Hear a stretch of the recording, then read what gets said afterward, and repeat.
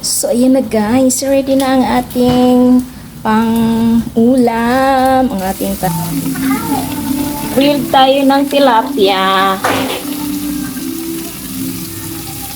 Ayan. Para walang mantika.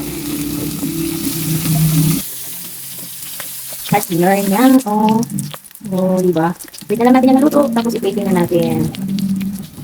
At for today's video nga, sorry naman at tatakamin ko na naman kayo. Nag-ready na nga ng pangmalakasang sausawan ang inyong Mami Ems. Suka lang yan at lagyan ko ng pipino, konting asukal at konting sili para medyo may anghang. At nagayat na nga ako ng pipino at para meron tayong veggies for today's video. Yes guys, masarap ito isawsaw doon sa ginawang sausawan ni Mami Ems. And then, nagayat na nga rin ako ng papaya na manibal.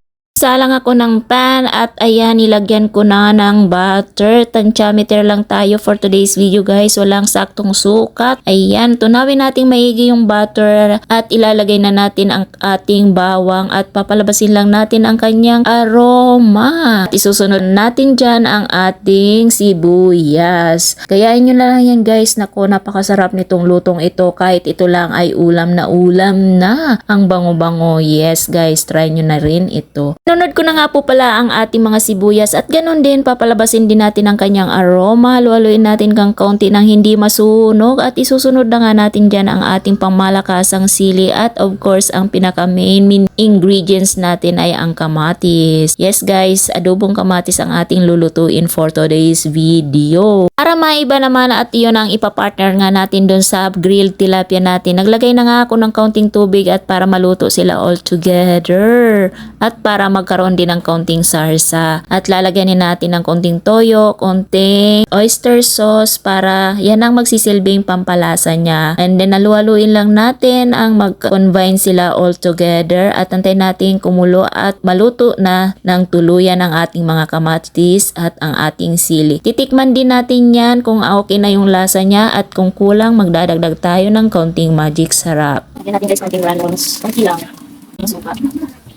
Tapos haluin natin. Ayan. Tingnan yan. Luto na. Patayin natin ang ating kalan. So, ayan. Ayan guys. So, ready na ang ating pang-ulam. Ang ating tanghalian. Mayroon tayong grilled tilapia. At mayroon tayong mga side dish. Ayan. Of course, this is the special adobong kamatis na may sili at ating pamalakasang sausawan. So, diba? Ating butter. Ayan. Sarap. Yan. Kain na tayo guys. Ayun. Kain na tayo guys. Happy lunchtime everyone. Ayan guys, kakain na tayo. Ayan na, kumakain na nga si Kuya Kay. Kuya Jaden. Ayan. No cellphone. Kain po. Kain tayo guys.